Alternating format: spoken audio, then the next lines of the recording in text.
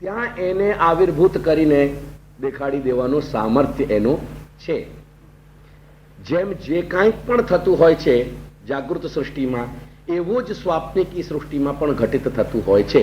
અને એના કારણ સ્વરૂપ જો ઇન્સ્ટ્રુમેન્ટ, મેડિકલ ઇન્સ્ટ્રુમેન્ટ્સ મૂકવામાં આવે ગેજેટરી, તો એ ટોટલ ફિઝિકલ રિએક્શન્સને રેકોર્ડ કરી શકશે. તમારી પ્રસન્નતાના, ભયના આ તમામ જે રિએક્શન્સ છે એ ગ્રાફ ઉપર આવી શકશે. કેમ કે બિલકુલ તમારી અનુભૂતિ જીવંતવત થઈ જાય છે ત્યાં. તેથી જે તમે જોઈ રહ્યા છો એ બધું વાસ્તવિક જગતની જેમ ત્યાં એ ઉત્પન્ન કરીને તમને દેખાડી શકે છે. એવું સામર્થ્ય માયાનું છે. માયા પોતે વાસ્તવિકી શક્તિ છે, પણ માયાથી ક્રિએટેડ જે છે એ વાસ્તવિક નથી. મારું કહેવાનું તાત્પર્ય છે એટલું સમજી લેજો. ખ્યાલમાં આવ્યો? જે આજકાલના જે આ પ્રસિદ્ધ જે કેલાલ વગેરે જે જાદુગરો હોય છે ને, એ પોતે અનરિયલ નથી, પણ એ પોતે જે ક્રિએટ કરીને દેખાડે છે એ બધું ઇન્દ્રજાલ છે. That's the meaning. ખ્યાલમાં આવ્યું? ચાલો.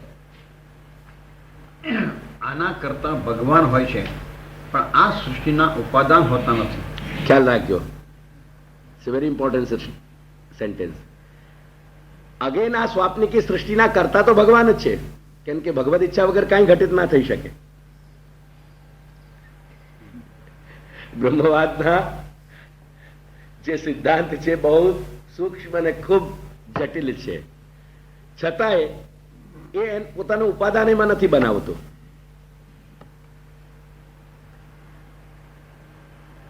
જે કાંઈ પણ જાદુગર ક્રિએટ કરે છે ને, એ જાદુ કરનાર તો એ જ, દેખાડનાર તો એ જ હોય છે. પણ જે કાંઈ દેખાડી રહ્યો છે એમાં કોઈ જગ્યાએ કોઈ વસ્તુને પોતાની જાતને રિયાલિટીને બતાવવા માંગતો નથી. ખ્યાલ આવે? બહુ મહત્વની વાત છે આ. માયાના નિમિત્ત ઉપાદાન વાળી આ સૃષ્ટિની અનુભૂતિને સ્વપ્નપણાથી જ માનવી જોઈએ. કોઈ વખતે સ્વપ્નો સાચા પણ સિદ્ધ. હવે અહીં સુધી એક ફૂલ સ્ટોપ મૂકી દો. તેથી માયાના નિમિત્ત અને ઉપાદાન વાળી આ સૃષ્ટિને, સ્વાપ્નિકી સૃષ્ટિને માયિક સૃષ્ટિ માનવી જોઈએ. એક વિષય અહીંયા કમ્પ્લીટ થઈ ગયો. એટલે એક સ્ટેટમેન્ટ. હવે આમાં જ એક બીજો સ્ટેટમેન્ટ આવ્યો. ચાલો.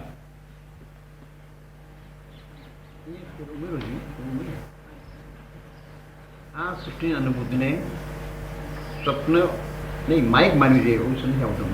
એ કરીએ છીએ આપણે. કોઈક વખતે સ્વપ્નો સાચા પણ સિદ્ધ થાય છે. હવે સમજો, કોઈક વખતે સ્વપ્નો સાચા પણ સિદ્ધ થતા હોય છે. કેરફુલી સમજો વાત.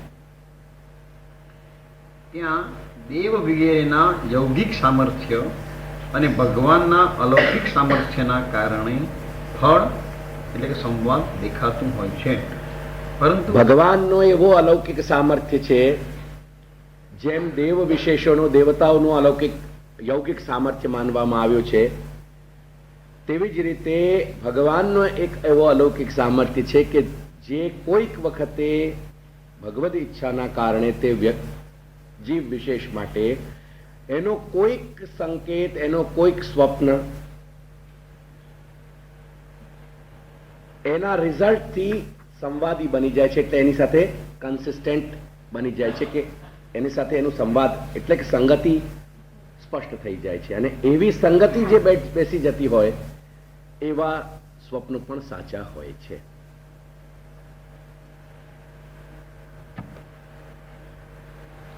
પરંતુ આ કારણસર સ્વપ્નગત પદાર્થોને વાસ્તવિક માની શકાતા નથી.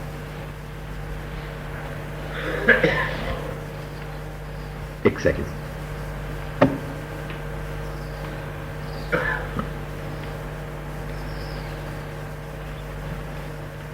अब चल. સુષુપ્તિ સ્વપ્નનો અવાંતર ભેદ. ચિંતા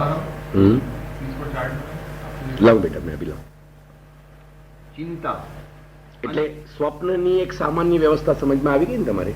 હવે સ્વપ્નનો જ એક ભેદ છે સુષુપ્તિ.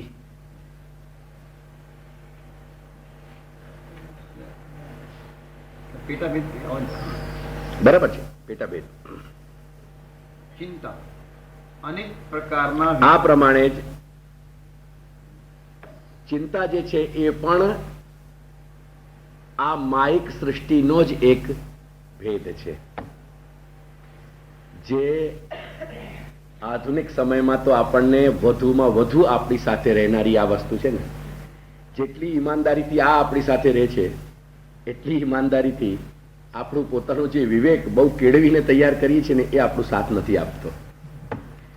એટલે આ આપણી સાથે પરણેલી નથી, પરંતુ વારાંગનાની જેમ, વારાંગના એટલે સમજે ને, વારાંગણીની જેમ આપણે એને પકડી રાખવા માંગતા હોઈએ કે નહીં, પણ એ આપણને બહુ પકડી રાખે છે.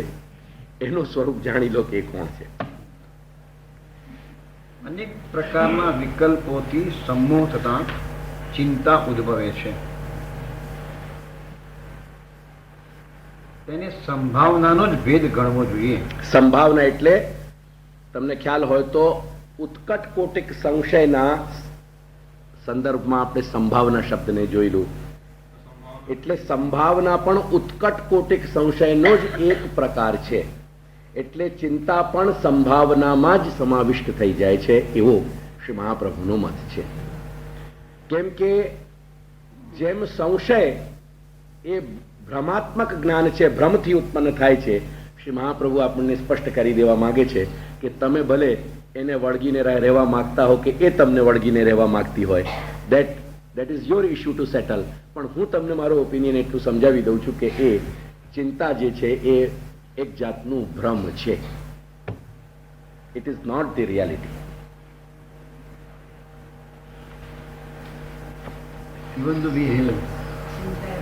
Even though we know perhaps, yet we go on experiencing it. So that's the whole thing. તેથી જ આના માટે જ આ વસ્તુના ને સમજાવવા માટે શ્રી મહાપ્રભુએ વિવેક ધૈર્ય આશ્રયનો આખો કોન્સેપ્ટ આપ્યો છે. અને એ જેમ ધીમે ધીમે આપને આ સત્રમાં એવી પ્રતીતિ થઈ કે શ્રી મહાપ્રભુએ બતાવેલા શાસ્ત્રના બધા જ વિચારો કેટલા સૂક્ષ્મ છે. એવી જ રીતે હું આપને એક બીજી ઇન્ફોર્મેશન આપી દઉં કે વિવેક ધૈર્ય આશ્રય પણ એક અત્યંત સૂક્ષ્મ ચિંતનનો ટોટલ એક વિચારની અભિવ્યક્તિ છે. It is a total concept કે જે દરેક પુષ્ટિમાર્ગીએ ખૂબ જ ગંભીરતાથી સમજવું જોઈએ. અને ત્યારે જ આ બધા ફંક્શન્સ એકબીજાની સાથે બેસે. વિવેક ધૈર્ય અને આશ્રય લોકો એને જાણે અજાણે ખૂબ દુરુપયોગ કરતા હોય છે એ શબ્દોના. અસલમાં વિવેકસ્તુ હરિ સર્વમને જે છાત્ર કરિષ્યતિ એ તમે ત્યારે જ સમજી શકો કે જ્યારે ચિંતાના આપ રૂપને પરફેક્ટ સમજી તો તમને એક્ઝેક્ટલી એની ફંક્શનિંગ સમજમાં આવશે. અને હું એવું માનું છું કે ભ્રમનું નિવારણ એક જ ઉપાય છે કે વ્યવસ્થિત સમજૂતી, શાબ્દિક અને શબ્દથી ઉત્પન્ન થતો અર્થ માત્રની પ્રતીતિ નહીં, પણ એ જે અર્થ છે એ મિનિંગ જે છે it should sink down in your psyche. મારા શબ્દો ઉપર ખ્યાલ રાખજો. અર્થ જે તમે સમજ્યો છે એ સમજ તમારા અંતર મનને ગ્રહણ કરાવી દેવી જોઈએ. It should sink deep down into your psyche. અને એ જો જશે તો ત્યાં જે બેસેલી ચિંતા છે ને, જે તમારા સાયકીમાં સમાવી ગઈ છે, તો જ એને એ ત્યાંથી રિમૂવ કરી શકશે, અન્યથા રિમૂવ નથી કરી શકતી. તેથી થતું એ હોય છે કે ચિંતા તમારા अचेतन जिसे गोता गोता लगा गई है, मैं गुजराती में क्या कहते हैं मुझे ख्याल नहीं, उसमें वो डुबकी मार गई है અને વિવેક માત્ર ઉપરથી તમારું તરી રહ્યું છે. તેથી સમહાઉ વિવેક ચિંતાને નથી પકડી શકતો અને ચિંતાની જે સંતા કુકડી છે એ સતત ચાલ્યા જ કરે છે. That is the basic difference in the mechanism. આ બધું જ ત્યારે જ કામમાં આવે બિહારીભાઈ, જ્યારે એની મેકેનિઝમને બરાબર સમજી લઈએ. અનફોર્ચ્યુનેટલી શ્રી મહાપ્રભુના શબ્દોનો ઘણો બધો દુરુપયોગ આપણા ત્યાં થાય છે, જે એને સમહાવ ટોલરેટ કરવું પડે છે, પણ મારી જેવી વ્યક્તિના માટે બહુ ઇન્ટોલરેબલ થઈ જાય છે. જ્યારે લોકો સુપરફિશિયલી એનો ઉપયોગ કરતા હોય છે, it becomes very much uncomfortable to me. આવી એક આખી પરિસ્થિતિ થાય. તેથી અનેકવિધ વિકલ્પ જ્યાં ઉપસ્થિત થઈ રહ્યા છે, તમે મહાપ્રભુનો કોન્સેપ્ટ જોઈ લો, અનેકવિધ સંકલ્પ જ્યાં ઉપસ્થિત થાય, એના કારણે જે સંમોહન થઈ રહ્યું છે એ ચિંતાનું સ્વરૂપ છે.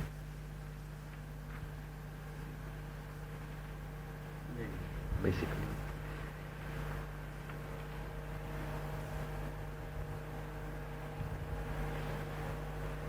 એ concept છે, wrong sense માં જતો. તેથી એક મજાની વાત જુઓ, રિસર્ચ ઉપર અબજો રૂપિયાનો ખર્ચો થાય તે તો ગળે ઉતરી જાય, કેમ કે એક રિસર્ચનો પ્રોજેક્ટ છે. પણ લોકોને માનસિક ચિકિત્સાના નામે જે 80% માત્ર a bulk of the money is being stripped off, strip off એટલે સમજે ને, જેમ સ્ટ્રીપટીઝ થાય, કપડા ઉતારી દેવામાં આવે, એટલે એ રીતે મની વાઇઝ સ્ટ્રીપટીઝ થઈ રહ્યું છે તે, કે ત્યાંથી કપડા ઉતારી દેવામાં આવી રહ્યા છે, એટલે મની સાફ કરી દેવામાં આવે છે. નોઈંગલી એવરી એબલ ફિઝિશિયન નોઝ કે સાયકાઇટ્રીની જે આખી વાત છે એમાંથી 80% મેકેનિઝમ જે છે still runs on a hypothesis. એની કોઈ મેડિસિન નથી, કેમ કે જે કાંઈક છે એ તમારા ઓર્ગેનિક સિસ્ટમને સ્લો કરી રહ્યા છે, એ ઓર્ગેનિક સિસ્ટમને એને ઇનસેન્સિટિવ બનાવી રહ્યા છે. That's all the medicines can do. કેમ કે ચિંતા અથવા જેટલા માનસ સંબંધી રોગો છે, મોટા ભાગે, સિવાય કે હું ઓર્ગેનિકની વાત નથી કરી રહ્યો, પણ જે ઓર્ગેનિક ઓરિજિનમાં નથી, એમાં મોટા ભાગે દવાઓ કંઈ કામ નથી કરી રહી. આજે સાયન્સ લીપ્સ એન્ડ બાઉન્ડ્સ થી આગળ વધી છે. તમે શું કૂદકે અને ભૂસકે કહો છો ને, એટલે છતાંય હજી બહુ લિમિટેડ એની મેડિસિન્સ છે. હરીફરીને કમ્પાઉન્ડ્સમાં કંઈક ચેન્જીસ આવી રહ્યા છે, પણ ultimately it has got a very limited restricted use. એનું કારણ એક જ છે કે આખી સિસ્ટમ જે છે એ ઓર્ગેનિક લેવલની નથી. એક રફ સ્ટેટમેન્ટ આપી રહ્યું છું, વિધાઉટ એની પ્રેજુડિસીસ. એટલે હું કહેવા એવું માંગુ છું કે હજી આ બધા ચિંતા જેવા રોગોનું જે સાચો ઉપાય કે મેડિસિન હોય તો એ વિવેક ધૈર્યાશ્રય જેવી પદ્ધતિ છે, જે પદ્ધતિને આધુનિક લોકો થેરેપી કહી રહ્યા છે, આપણે એને પદ્ધતિ કહી રહ્યા છે, પ્રણાલી કહી રહ્યા છે. ફેર કાંઈ નથી. Basically there is no change. ચાલો. તેથી જ તેમજ ઉહાપોહરૂપ ચિંતાને માનસ સંશયના રૂપમાં. મંજુબેન, મારી વાણી તો સાંભળી રહ્યા છો, પણ ગળે કંઈક ઉતરશે ખરું? હું તમને કહી રહ્યો છું. તમે ઉભા છો બારણાના પાસે. મંજુબેન, મારી વાણી સાંભળો છો તો ખરા, પણ મારું દ્વેષ તો પહેલા તમે કાઢી નાખો ચિત્તથી, પછી વાણી મારી તમને વધારે અસર કરશે. ચલો. તેમજ ઉહાપોહરૂપ ચિંતાને માનસ સંશયના રૂપમાં સ્વીકારવો જોઈએ. આ ઉહાપોહરૂપ લખ્યું એનો કે સંશય જે છે ને, સંશય એટલે ઉહાપોહાત્મિક ચિંતા જે છે એને એ પણ માનસનો એક સંશય છે.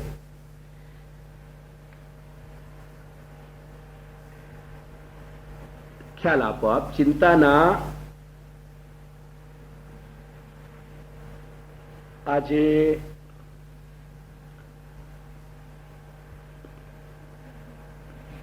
એટલે સમજવા માટે આપણે ચિંતાના આ એક બે એસ્પેક્ટ ક્રિએટ કરી શકીએ છીએ.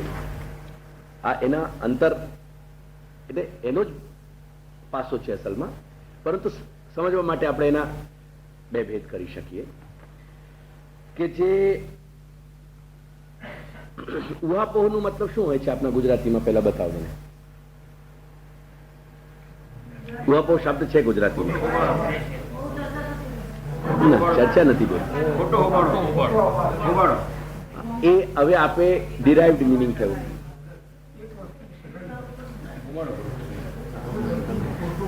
ઠીક.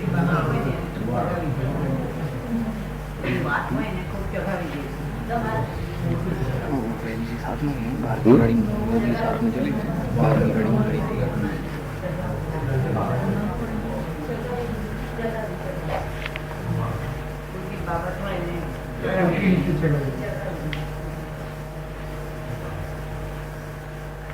ઉહાપોહ શબ્દનો મતલબ છે અસલમાં મનમાં ઘણા બધા વિચારો એક પછી એક ઊભા કરી લેવા. કોઈ પણ બાબતમાં કોઈ પણ ઇસ્યુ હોય, ઊહ શબ્દ છે અહીંયા. ઊહ શબ્દનો મતલબ છે કોઈ પણ બાબતમાં પ્રશ્ન ઊભા થાય એની અનસર્ટેનિટીના કારણે, એની અનિશ્ચયના કારણે. એટલે અનિશ્ચયના કારણે જે વિચારોનું એક તંત્ર આખું ઊભું થતું હોય, એની ચેન, એની આખી શૃંખલા, એને ઊહ કહેવાય. Not necessary. એટલે ઊહાપોહનો મતલબ છે કે જેને બોલચાલની ભાષામાં આપણે સંકલ્પ વિકલ્પ કહીએ છીએ, એવા અનેક સંકલ્પ વિકલ્પ જ્યારે ચિંતામાં ઉપસ્થિત આવે, એ એમાં બે પ્રકારથી. એક તો ચિંતા જે અચેતનમાં અસુરક્ષાનો ભાવ અજ્ઞાનના કારણે વ્યાપ્ત થઈ જાય છે, એના કારણે ચિંતા ઉદ્ભવતી હોય છે, જે બીમારીનો આકાર લઈ લે છે. અને કાંઈક ચિંતા એવી છે કે જેને આપણે ડેલિબરેટ પ્રેઝન્ટ કરીએ છીએ. દાખલા તરીકે આપણી આર્થિક વ્યવસ્થાની ચિંતા, કે આર્થિક રીતે જીવિકોપાર્જન માટે, જીવિકાના સંચાલન માટે, દૈનંદિન દિનચર્યા અને જીવનચર્યાનો નિર્વાહ કરવા માટે આપણે શું કરશું, શું કરવું જોઈએ, અને શું કરવા જઈશું તો એ વધુ આપણને લાભ હાનિના પાસા જે છે. તો આવું જે ચિંતન છે ને, એ જાણી જોઈને ચિંતન કરાયેલું છે આમાં. એટલે કંઈક તમારા પ્રયાસ વડે આ ચિંતા થઈ રહી છે. મારો ખ્યાલ આવ્યો આપણે? એટલે પ્રયાસ વડે જે ચિંતા થઈ રહી છે, એ ચિંતા જે ઉહાપોહ વાળી છે.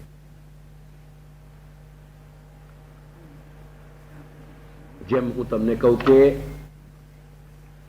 આપણું ઉદાહરણ લઈએ એમાં, આપણા માર્ગનું, કે આપણે સર્વ સમર્પણ બ્રહ્મ સંબંધ વખતે કરી દીધો. હવે બધું સમર્પણ કર્યું એટલે બધું શ્રી ઠાકોરજીનું થઈ ગયું. તો જ્યારે બધું શ્રી ઠાકોરજીનું થઈ ગયું, તો ત્યારે શું ઠાકોરજીનામાંથી કંઈક લઈને પોતાનું નિર્વાહ કરવું જોઈએ? અથવા જે વખતે જે ક્ષણે સમર્પિત કર્યું, સમર્પણ કર્યો, ત્યાં સુધીનું બધું શ્રી ઠાકોરજીનું સમજી લેવાનું, અને પછી જુદો કંઈક સાઈડમાં ધંધો કરી કે બીજો કોઈ પ્રયાસ કરીને કંઈક લઈ આવવું જોઈએ? શું કરવું જોઈએ? અને શું ઠાકોરજીનું દ્રવ્ય લઈ શકાય ખરું આપણે?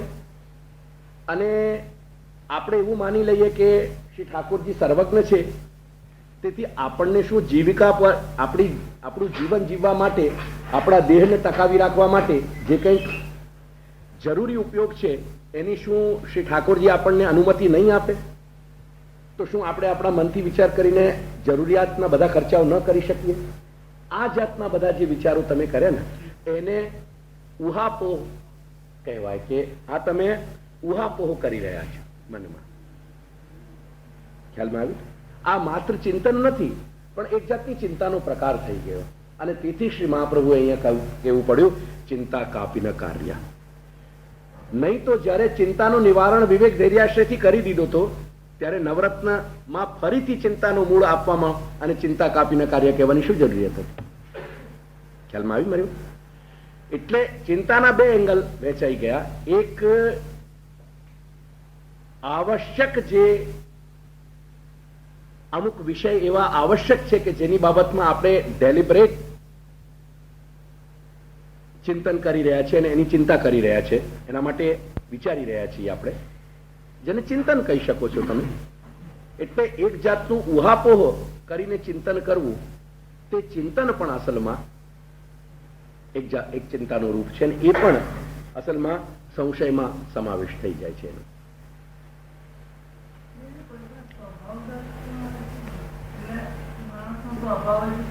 બેસિકલી મારા કહેવાનું ફરી અર્થ સમજો.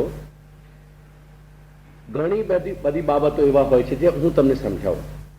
આજે આધુનિક સમયમાં જે તમારા નોકરી ધંધા કે જીવનની જે પદ્ધતિ છે એના કારણે તમે કહો છો ને કે બહુ ટેન્શન છે, તમે બહુ જ ઓનેસ્ટલી અને ખૂબ શાંત ચિત્તે બેસીને મને વિચાર કરીને કહો કે શું એ ટેન્શન તમારું પોતાનું ક્રિએટેડ નથી? એક કારણ કે વિકલ્પોના કારણે છે. એક્ઝેક્ટલી. મે બી એ શક્ય છે કે તમે કોઈક રોંગ લાઈન એડપ્ટ કરી લીધી હોય, તમે કંઈક જે પાસો તમને ન એડપ્ટ કરવો જોઈએ એ પાસો તમે સ્વીકારી લીધો અને એના કારણે તમને ટેન્શન થઈ ગયું. પણ ટેન્શન તો થયું. એટલે તમે જે કહો છો કે મને ટેન્શન થઈ ગયો, મને તણાવ થઈ ગયો, એ તણાવ શા માટે થયો? એ તણાવ સ્વાભાવિક નથી. સ્વાભાવિક એટલે તમારા આંતર સુરક્ષાના કારણે કે જેને માનસિક રોગનું આપણે નામ આપી રહ્યા છીએ એ જાતની ચિંતા નથી. એ મારું કહેવાનો અર્થ સમજે? એટલે કાંઈક ચિંતાઓ એવી હોય છે કે જેને આપણે માનસિક રોગની રીતે સમજીએ છીએ અને કાંઈક ચિંતાઓ એવી હોય છે કે જેને આપણે માનસિક તણાવની રીતે સમજીએ છીએ. આ બે વાત અહીંયા કહેવામાં આવી. ખ્યાલમાં આવ્યું? there are anxieties, અંગ્રેજીમાં તમને કહું તો, અને there are worries, and there is a difference between anxiety and worry. એટલે પહેલો જે ઉપરનો ભેદ કહેવામાં આવ્યો એ એન્ઝાઇટી છે અને નીચે જે લાઈન ડિફાઇન કરવામાં આવી એ વરીઝ છે. Let's put it that.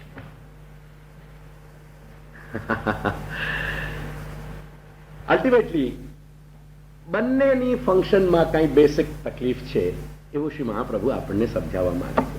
there is something wrong. there is nothing wrong with you, but there is something wrong with the system of your thinking and your acceptance. એવું શ્રી મહાપ્રભુ બતાવી રહ્યા છે. તમારી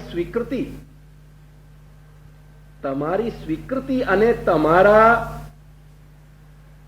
વિચારની શૈલી પદ્ધતિ જે છે, આખું જે સિસ્ટમ જેને કહેવાય, એમાં કઈ તકલીફ છે, તમારામાં કઈ તકલીફ નથી.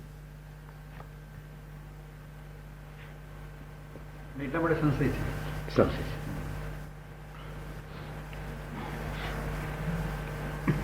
એવી જ રીતે ભય, લજ્જા, આ બધા પણ એક જાતના અનુભવો છે, જ્ઞાન છે. તેથી એને પણ કાઉન્ટ કરવું જોઈએ. પરંતુ આ બધા અહંકારની વૃત્તિ છે. આ તમામ અહંકારના કારણે હોય છે. લજ્જા, ભીતિ અને એવા છે મનુષ્યના માનસના સર્ટન બીજા જે બિહેવિયરલ આસ્પેક્ટ છે એના, આ બધા જ પાસાઓ વ્યવહારના કારણે ઉત્પન્ન થાય છે. જેને આપણે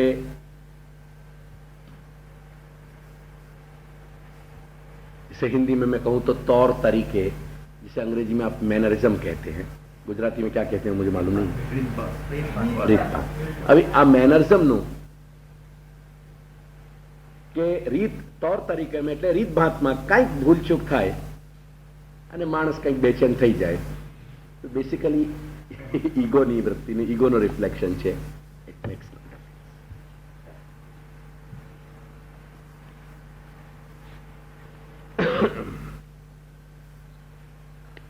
ખ્યાલમાં આવી ગયો? ચાલો. પ્રત્યભિજ્ઞા. એક્ઝેક્ટલી. આ જે સ્મૃતિમાં જે અડધો અંશ બેસી ગયો ને, એ આ પ્રત્યભિજ્ઞાનું બેસી ગયો. એક વાક્ય પછીનું જે ત્રીજી 3-4 લીટીઓ જે આવી ગઈ ને ઉપર, એ પ્રત્યભિજ્ઞાની છે. એટલે આ આખું વાંચી જશો, પછી પેલી 3 લીટી આપણે અહીંયા આમાં જોડી દઈશું. ખ્યાલમાં આવી ગયો? હવે વાંચો. પ્રત્યભિજ્ઞા. પ્રત્યભિજ્ઞા. નિશ્ચય રૂપા હોય. પ્રતિ વત્તા અભિજ્ઞા ઇઝ પ્રત્યભિજ્ઞા. પ્રતિ એટલે ફરી અને અભિજ્ઞા એટલે જાણવું. એનું નામ નિશ્ચય રૂપા હોય પ્રત્યભિજ્ઞા. છે. પ્રત્યભિજ્ઞાને પણ નિશ્ચય રૂપા ગણી છે. હવે હું બોલી તો બાબા બોલે तो तत्ते इदंते को बोल दो बेटा, वो फिर थोड़ी डिफिकल्टी देगा इनको. अंग्रेजी में कुछ शब्दों को घनश्याम भाई बच्चों को सिखाते हैं, बुलवाते हैं, उनको टंग ट्विस्टर्स कहते हैं. ख्याल है? ऐसे हमारे संस्कृत में भी कुछ टंग ट्विस्टर्स हैं जिनका अभ्यास बैठ के अपन को करना चाहिए.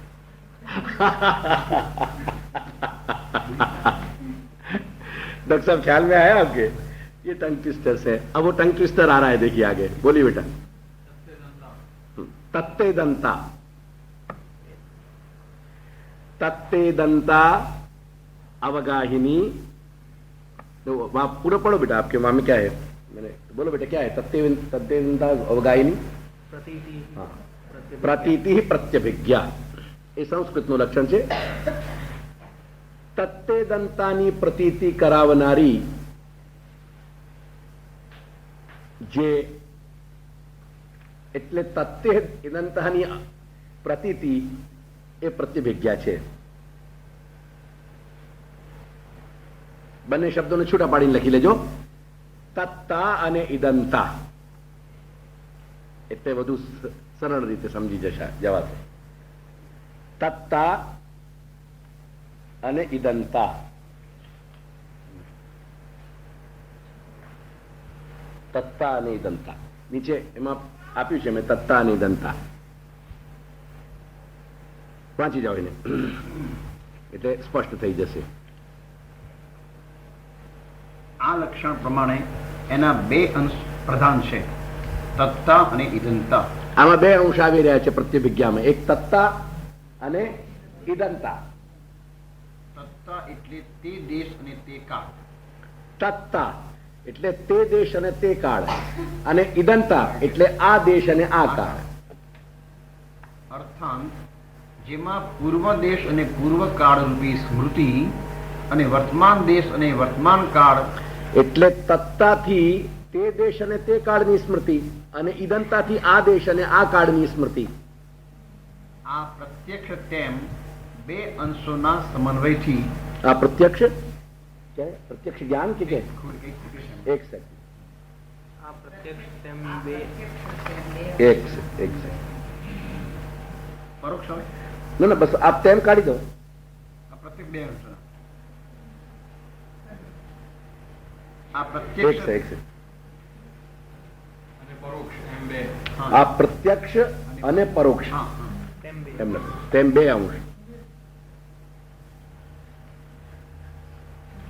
करेक्शन यहाँ है क्योंकि ये सारा प्रोसेस बहुत जल्दी करना पड़ेगा just because of this other. बाकी ये कहीं तैयारी नहीं होती, ये हमारे हो गया, यही सबसे बड़ी बात है. और बाबू उसको फाइनल कर देंगे प्रोडक्ट. तत्रार्थी वो सब इसको पुनः एक बार रिमेम्बरेंस करके कलेक्ट जरूर करवा लेना ये सारे चार्ट को दोबारा. આ પ્રત્યક્ષ અને પરોક્ષ બે અંશોના સમન્વયથી જે નિશ્ચયાત્મક જ્ઞાન થાય છે તેને પ્રત્યભિજ્ઞા કહેવાય છે. જેમ सो अयम देवदत्त. जो आप तरण तरण सो अयम देवदत्त, यह वही देवदत्त है. यह वही देवदत्त है. तो यह यह यह इसमें इदंता है. यह वही देवदत्त है, उस वही में तत्ता है. इन दोनों के कारण जो ज्ञान हो रहा है वो निश्चयात्मक है. ये वही देवदत्त है जिसे हमने काशी में देखा था. स्वयं देवदत्त यह वाराणस्याम दृष्ट, जिसे हमने वाराणसी में देखा था. ख्याल में आया? આ વાક્યમાં સહપદ તત્તાનો બોધ કરાવે છે અને અર્થપદ અયમ પદ પદ ઇદંતાનો ઇદંતાનો બોધ કરાવે છે. એ સ્પષ્ટ થઈ ગયો. ચાલો ચિત્ર મૂર્તિ લેપ્યા દેખ્યા. હવે સમજો આગળ. આ અહીંયા એપ્લાઇડ અને પરફોર્મિંગ આર્ટ્સની વાત આવી રહ્યા છે. અને શ્રી મહાપ્રભુનો આ બાબતમાં બહુ વિશિષ્ટ મત છે. પણ યાર देर लगेगी आप जल्दी निकलना. हाँ बस बात करिए ना. बस बस चित्र मूर्ति लेप्या लेख्या प्रत्यभिज्ञा को परिचय दे दिए पंडित जी. प्रत्यभिज्ञा को स्वयं देवदत्ता. हाँ आकृतियों ખ્યાલમાં આવી મારી વાત. હવે આપણે શાસ્ત્ર જેનું વિવેચન કરે છે એવા ચિત્ર નાટ્ય વગેરે જે કળાઓ છે એ કળાઓની બાબતમાં આપણા ત્યાંનું શું ઓપિનિયન છે એ સમજી લો તમે. चित्र मूर्ति लेप्या लेख्या લેપ્યા એટલે લેપણથી જે, લેખ્યા એટલે આલેખનથી. આદિ આકૃતિઓમાં પણ જે મનુષ્ય ગાય ઘોડા વગેરેની પ્રતીતિ થાય છે તે પણ પ્રમારૂપા હોવાથી નિશ્ચયમાં જ તેનો સમાવેશ થઈ થઈ જાય જાય છે. છે. એટલે આવા જ્ઞાનોનો સમાવેશ નિશ્ચયમાં થાય છે. ફાઇનલી હવે એને એક ચાર્ટ બનાવી શકીએ છીએ કે કયા જ્ઞાનનો સમાવેશ શેમાં થઈ જાય છે. ये कहाँ तक ये वो समाप्त कर दी हुई टू दिस एक्सटेंट कि इन ये फॉर्म में भी अगर कोई चीज अभिव्यक्त हो रही है तो वो भी तो वहाँ में हाँ कितने ब्रह्मवाद कितना प्रबल और बेटा कहाँ तक जा रहे हो वह बात की बात है. मत तो है बाबा, आप किस तरह से चलिए નાટ્યશાસ્ત્રમાં આલંકારિક પ્રક્રિયાથી અભિનેતાઓ દ્વારા રામ વગેરેના અભિનયની રસશાસ્ત્ર અને અલંકાર શાસ્ત્ર એ બે નામ એક જ શાસ્ત્રને અપાય છે. એને રસશાસ્ત્ર પણ કહેવાય છે અને એને અલંકાર શાસ્ત્ર પણ કહેવાય છે એવું લખી લો.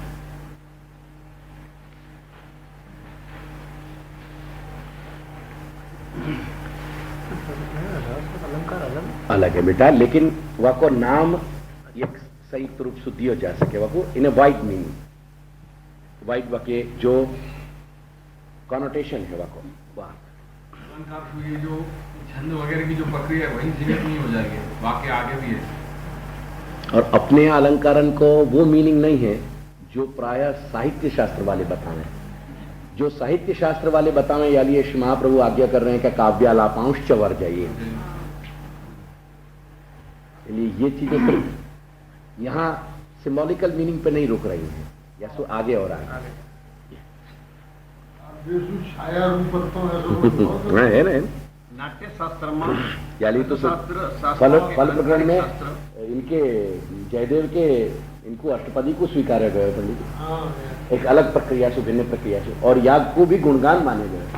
याग को भी गुणगान माने गए. चलो નાટ્યશાસ્ત્રમાં રસશાસ્ત્ર કે આલંકારિક શાસ્ત્ર પ્રક્રિયાથી અભિનેતાઓ દ્વારા રામ વગેરેના અભિનયની પ્રસ્તુતિમાં અનુકાર્ય સ્વયં રામ વગેરે અનુકાર્ય એટલે સમજ્યા તમે? સમજી શકો ને? હા, ના ના જેનું અનુકરણ થઈ રહ્યું છે જેનો અનુકરણ કરવામાં આવે છે.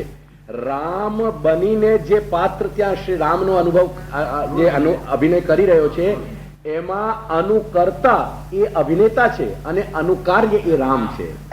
Make it distinct. હા, દશરા મિશ્રા ન થવું જોઈએ.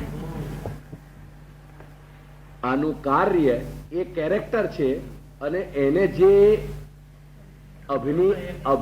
અભિનયથી પ્રસ્તુતિ કરી રહ્યો છે જે એ અનુકર્તા છે. એ અનુકર્તા છે. અભિનેતા ઇઝ ઇક્વલ ટુ અનુકર્તા.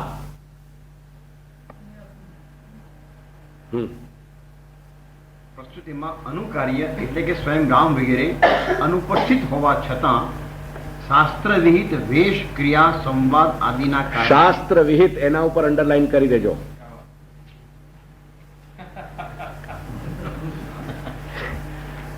આધુનિક જે કંઈ પણ અંડબંડ એના નામે થઈ રહ્યું છે ઇટ ઇઝ નોટ એક્સેપ્ટેડ.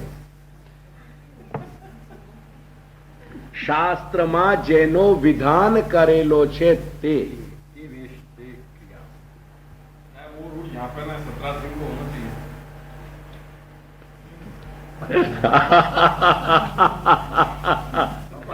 अफवाह तो कहीं भी होती है. आनंद तो आवे बेटा. एक सत्र ऐसा हो कि जहाँ केवल धोती बंडी से ही उपस्थिति है. वास्तव में एक वो चलो આદિ વેશ ક્રિયા સંવાદ આદિના કારણે એટલે વિહિત નાટ્યશાસ્ત્રમાં વિહિત એટલે વિધાન જેનો કરેલો છે એવા વેશ ક્રિયા સંવાદ વગેરેના કારણે સામાજિક સંવેદનશીલ દ્રષ્ટા સામાજિક શાસ્ત્રમાં અમારા ત્યાં રસશાસ્ત્રમાં સામાજિક કહેવાય છે જે જે જે દર્શકની પ્રેક્ષકની સંવેદનશીલતા અત્યંત સૂક્ષ્મ સ્તરની વધેલી છે એવા સંવેદનશીલ પ્રેક્ષકને સામાજિક કહેવાય છે. પ્રેક્ષક સંવેદનશીલ પ્રેક્ષક દ્રષ્ટા છે ને, એટલે ફક્ત સામાજિક એટલે સૂક્ષ્મ સામાજિક ઇઝ ઇક્વલ ટુ સામાજિકનો જ મેં એ અર્થ કરીને બતાવ્યું છે આગળ. સામાજિક મીન્સ હા બ્રેકેટમાં મીન્સ સૂક્ષ્મ સંવેદન. સૂક્ષ્મ સંવેદના જેની ડેવલપ થયેલી છે, જેની સેન્સિટિવિટી ડેવલપ નથી થઈ, એને વ્યુઅર નહીં માન્યું જાય. શાસ્ત્રને વ્યુઅર તરીકે એક્સેપ્ટ નહીં કરે. One whose senses have not been refined by the studies and repeated listening to the renderings of the Shastra, he will not be accepted as a man or as a viewer whose sensitivity has been developed and sharpened. यूं कहिए आप.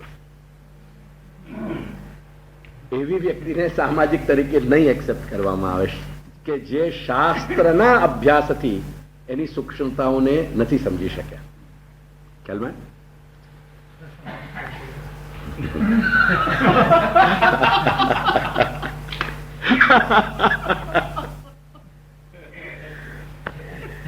ऐसा है पुष्पवर्धन के मैंने कहा ना कि भारतीय रक्त की हम वो औलाद हैं कि हर पासे पे हम सिर्फ एक बात कहेंगे कि शास्त्रों ने क्या कहा.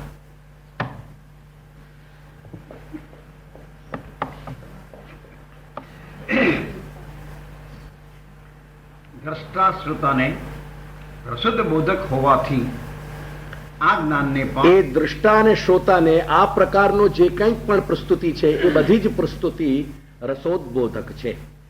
એને રસને ઉદ્બુદ્ધ એટલે જાગૃત કરનારી છે.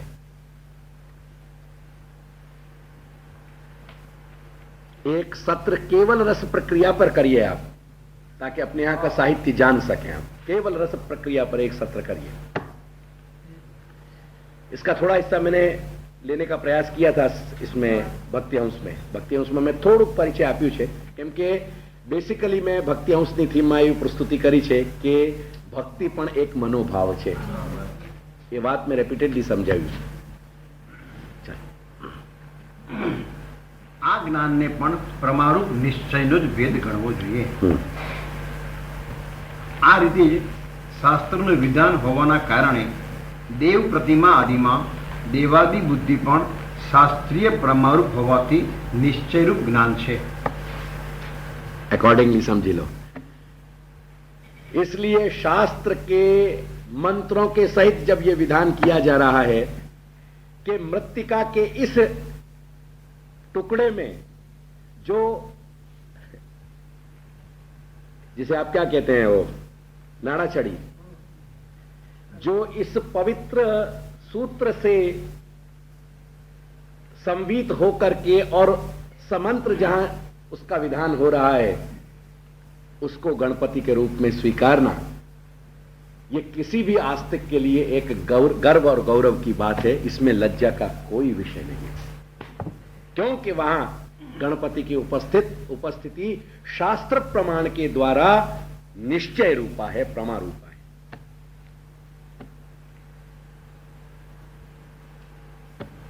एकदम वयम ब्रूमा. પણ આ બધામાં હવે પેલું થઈ રહ્યું છે કે સાપ ગયા ને લીસોટા રહ્યા. જે થઈ રહ્યું છે એ મારો સબ્જેક્ટિવ કોન્ટેક્સ્ટ નથી. શાસ્ત્રમાં જે કહેલો છે એ મારો સબ્જેક્ટિવ કોન્ટેક્સ્ટ છે. વાત સાચી, ખૂબ સાચી વાત છે. જ્યાં તમારા સંપૂર્ણ શાસ્ત્રની પ્રક્રિયાને ઇન્ડસ્ટ્રી બનાવી દેવામાં આવ્યું, પછી તમે ક્યાં પ્રમાને શોધી રહ્યા છો? પ્રમા છે ક્યાં? ત્યાં પ્રમા છે ક્યાં?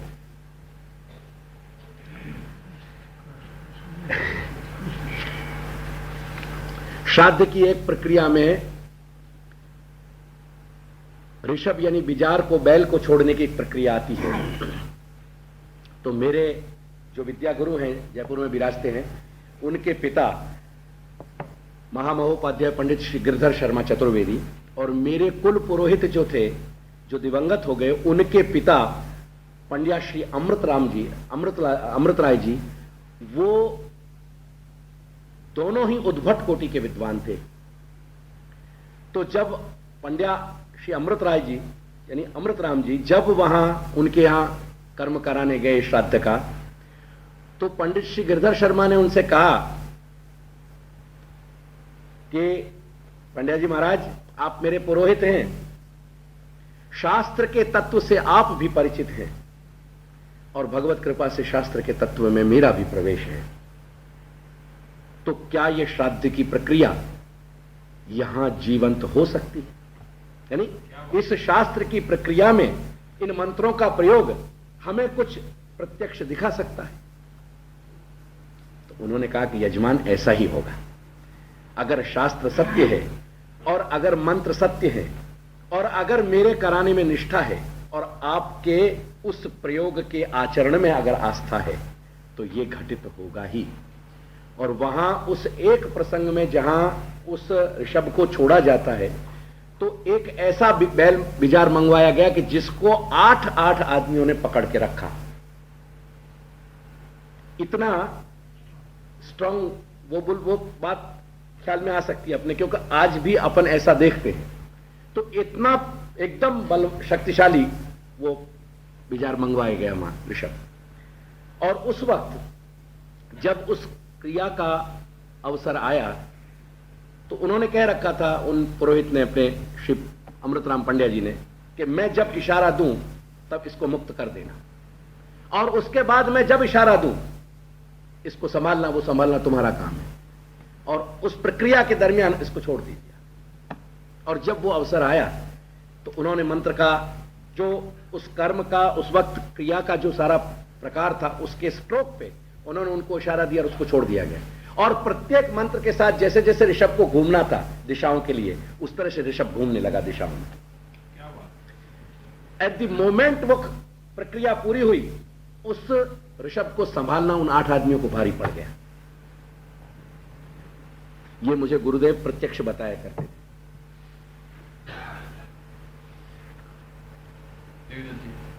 श्रीदेवी जी, गुरुमुख की के जो साक्षात वचन है वो मैं आपसे कह रहा हूं। हमारे गुरुदेव आज्ञा करते थे कि मैंने ये प्रत्यक्ष देखा है बाबा, ये सब कुछ घटित होता।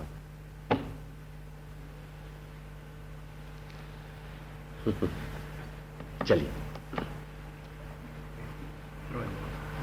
पूरा हो गया ना?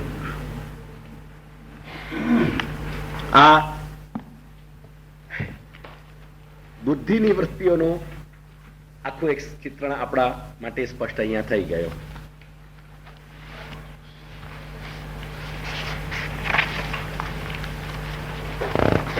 હવે આ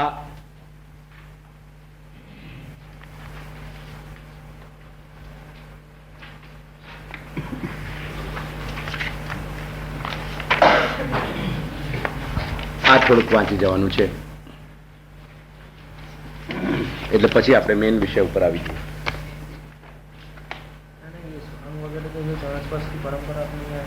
कहाँ बेटा? जैसे कि कई जगह पे मैंने सुना है तो रास लीला में कृष्ण है उसकी जांच नहीं, यहाँ के विधान ऐसे आते बेटा. रास लीला के अपने यहाँ विशेषकर विधान ऐसा होता. एक बात बहुत प्रसंगोपात बताऊं बेटा, एक 5 मिनट. आज जो स्ट्रीट प्ले को ये कह रहे हैं ना कि इनोवेशन है परफॉर्मिंग आर्ट्स में, इन लोगों को पकड़ के बैठा के बताओ कि भारतवर्ष ने ये प्रयोग आज से हजारन वर्ष पहले कर रहे हैं. जाको तुम स्ट्रीट प्ले कह रहे हो ना, वो बिना स्टेज के, बिना कोई बैकग्राउंड के, बिना यानी रंग भवन के, और सारे जो ये स्टेज करने के प्ले है ना, ये सब अपने यहाँ ये रास की उनकी प्रक्रिया में बहुत स्पष्ट है. ये एक आधुनिक बात करने तो समझाई बेटा, ख्याल में आई थे. जैसे कला के क्षेत्र में थ्री डिमेंशनल आर्ट को छोड़ के, यानी जाको क्लासिकल ग्रीक या यूनानी पद्धति ये कह में, और एक नाम है शायद तेने कभी पढ़ो है अखबार में, सरियलिज्म, SUR, सरियलिज्म। ये सारो प्रयोग जो फ्रांस में अभी 50 वर्ष पूर्व किए गए, 100 वर्ष के या 60-70 वर्ष के दरमियान, ये सरियलिज्म के सारे प्रयोग आर्ट में, यानी प्लास्टिक आर्ट्स, मेरा मतलब है चित्र जाकू कहें, वाक क्षेत्र में बेटा सैकड़न वर्ष पहले हो गया। तो लेट्स कम टू दी रास के क्षेत्र में। जो रास की जो क्रीड़ाएं, जो लीलाएं अपने यहाँ अभिनय करी जाती थी, उनमें अपने यहाँ को ऐसा विधान है तो कि खास करके रास की जो विधा है ना बेटा, वो अपने श्री गोसाई बाबा की दीनी भाई है। और वाके साथ ऐसा विधान है तो कि रास में कृष्ण के रूप को वही अभिनीत कर सकते तो जाके पास जाको श्री श्रीनाथ जी को मुकुट दिए जाते थे। श्रीनाथ जी के मुकुट को धारण करके ही कृष्ण को अभिनय होता तो, वाके बगैर कृष्ण को अभिनय होता नहीं। और श्रीनाथ जी को मुकुट, प्रसादी मुकुट धारण करके जो कृष्ण को अभिनय करने वाला, प्रस्तुति करने वाला जो बालक होता तो, वाके चरण जब तक वो माथे पे मस्तक